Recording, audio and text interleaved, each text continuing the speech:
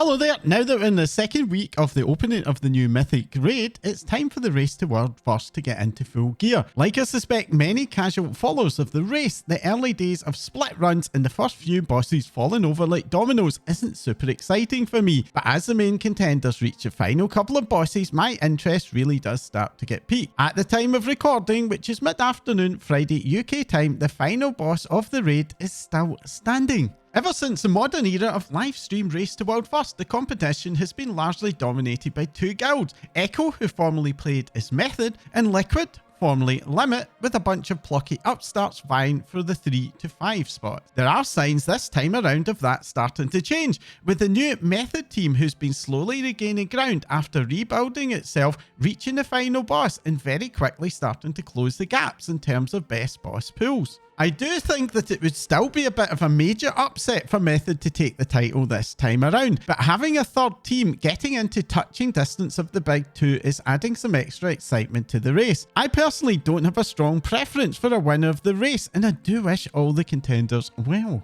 Like any major sport, of course, the drama does not just come from the field of gameplay alone. After members of all three guilds got themselves a brief suspension for exploiting multi-boxing to gain a pre-race renown advantage, hopes that might have been a bit of a shot across competitors' bows to stop testing the limits of Blizzard's obvious reluctance to intervene in the race have been dispelled, with Echo's Gingy levelling accusations of exploits against Liquid player I'm Fired Up. In this particular case, Blizzard have chosen not to take any action, but it has reignited the debate about Blizzard getting more involved in running the event, along with suggestions that perhaps the leadership of the big guild should come together and try and set some boundaries. Personally, I think that neither solution is very likely to ever come to pass. Both Blizzard and the big guilds likely prefer the race's current ambiguous status, where the organisation is being done by the guilds themselves, with Blizzard's involvement being limited to providing some distant support by clearly building the final bosses for the race and not for regular guilds, along with a bit of 24/7 tech support. Esports in reality is not a major money spinner, with even the top players having to supplement their income with either IRL jobs or live streaming, and Blizzard probably prefer to spend their limited esports marketing budgets on events like the AWC and MDI,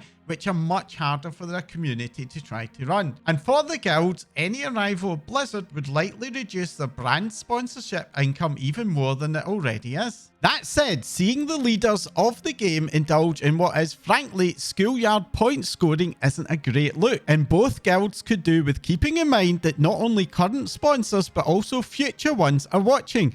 Gaming and esports has a reputation of just not being brand safe, and any perception, even if unfounded, of open cheating and gamesmanship may not be an attractive picture for more mainstream brands. But what about all of you? Do you think that Blizzard should get more involved in the race, or do the big guilds need to figure out how to better self-regulate? Let me know in the comments down below. Despite Blizzard's combat teams no doubt keeping a very close eye on the race, they did still find some time to do tuning improvements for normal players, and this week it's been the turn of Mythic Plus, with some of the more problematic dungeons and bosses getting nerfs and tuning updates. Siege of Borealis, which predictably enough is establishing itself as the least favourite of the season, has been living up to its reputation, with what's proven to be one of the tightest dungeon timers, along with very formidable boss fights. It's perhaps fitting then that Siege has received the most extensive nerfs, with double-figure percentage drops in both trash health, along with mechanical nerfs to both the trash and the bosses. The dev team have explained that these nerfs were designed to balance the dungeon length with the timer, or in other words, they're reducing how long we'll need to clear it so that we don't all keep missing that timer. Many of the other changes were also targeted adjustments to some of the hardest boss fights, like Stonevault's Machinist, where a very difficult overlap of boss abilities has been reduced, along with Grimbatal's Eridax, which is probably the most punishing boss encounter from the current pool. Raiders were not forgotten, with sizable adjustments to how the later bosses' damage output scale with group size. These changes have been primarily focused on making the encounters easier for smaller group sizes, so 10-man guilds will probably be rejoicing about now. Outside of the major content, and there's still some slightly good news for crafters, especially more casual ones. While the new Patron order system where NPCs submit crafting orders has made it a lot easier for especially casual crafters to rank up the profession specializations, with most orders requiring crafters to supply some if not all of the reagents, this particular alternative has been turning out to be very expensive. While serious crafters can recover those costs, for more casual players who may just want the professions to be self-sufficient or just to help out their mates, this becomes a serious gold sink which can deter some people from progressing. In a hotfix this week, Blizzard have increased the likelihood of patron NPCs to provide reagents for their orders, along with reducing quality requirements for some orders and entirely removing some of the most expensive orders. With these changes only applying to new orders coming in, it is taking a few days to see the full impact of this, but so far, while I have noticed a bit of an increase in orders which do provide reagents, some of these orders do still feel overly expensive for what they give us. Either way, anything that makes the system a bit more accessible for all levels of play is to be welcome. For fans of Delves who've been struggling to defeat Zekvir, there's also some very good news with the announcement of fairly substantial nerfs to Zekvir in both of his difficulty levels. The indications are that these nerfs are making both versions of the encounter substantially easier. This will, I suspect, be particularly welcome to those specializations which have been really struggling in Delves, and I suspect that it was these particular specs that were in the developer's mind when these nerfs were introduced. Last weekend, fans of the Hallowfall Derby fishing event got a major disappointment when, along with making the weekly quest for the event doable on multiple characters, Blizzard reduced the rewards from the quest from 25 Derby marks down to only 3. While it is understandable that making this quest farmable would need the rewards to be reduced, this severe drop would effectively require you to do the quests in a lot of alts to get the same reward, which made it very unappealing for players like me who preferred to just do it in one. The good news is that Blizzard have now increased the rewards up to 10, and while this is still less than half the previous, we now also get a choice of additional rewards, including the very elusive Algari spell threads and Weaver threads. These threads, which are part of the power progression for fishing, have proven to be very elusive. I personally have not seen a single one drop yet, so having a deterministic way to get some does do a lot to make doing that weekly event interesting enough to feel worth it again. The one less happy update this week comes for Guild Bank. Shortly after patch 1102 launched, players started to report issues with Guild Bank seemingly being emptied either fully or partially, and except for a vague "we're looking into it" from a community manager in the forums, until last week Blizzard's main response was a fairly typical stony silence. This silence was eventually broken by an announcement that finally acknowledged the issue, explaining that it was caused by a maintenance process that was related to the launch of cross-realm guilds. Blizzard then went on to explain that they would soon be sending those missing items that they could identify to the GMs of guilds, but they also did warn that for some guilds not everything could be restored. While this was initially greeted with hope and gladness, sadly this restoration is turning out to be quite incomplete, with reports of guilds with multiple full tabs having been cleared out now only getting a handful of the lost items back. Unsurprisingly, this has triggered a fairly angry backlash.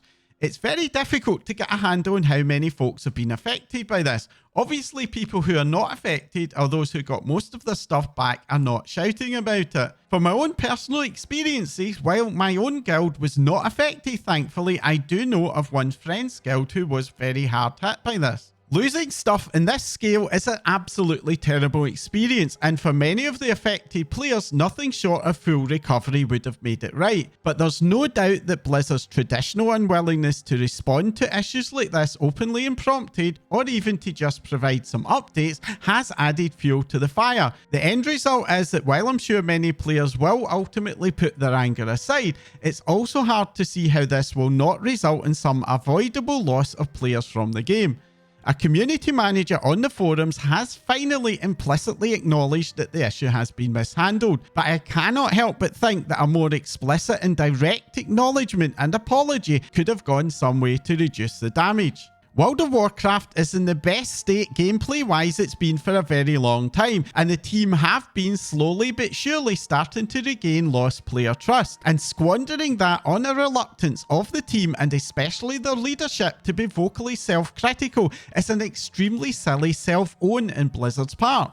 Anyways, let's get back to some happier stuff and round up the news from this week's PTR build. Please be aware that I will be discussing upcoming gameplay related changes, although I will be staying away from anything that's story and lore related.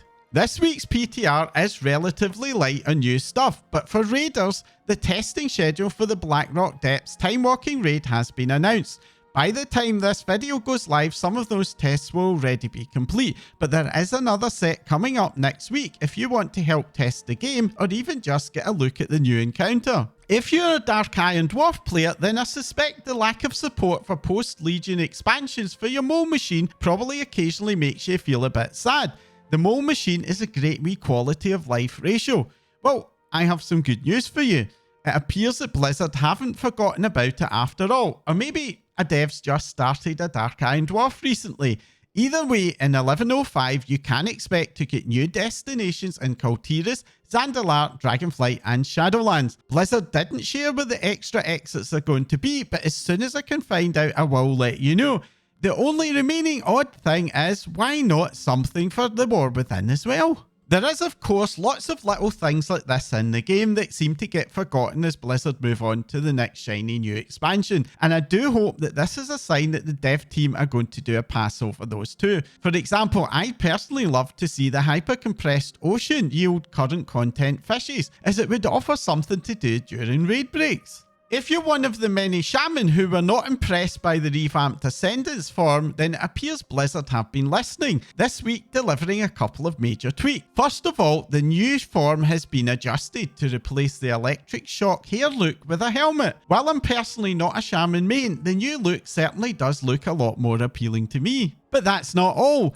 If all you really wanted to do was to keep the old look, then Blizzard have added a glyph, the glyph of traditional Ascendance, to retain the old form. And also, if you really wanted that electric shock hair look, there's a glyph for that too, the glyph of energetic Ascendance. So I guess Shaman are getting to have their cake and eat it.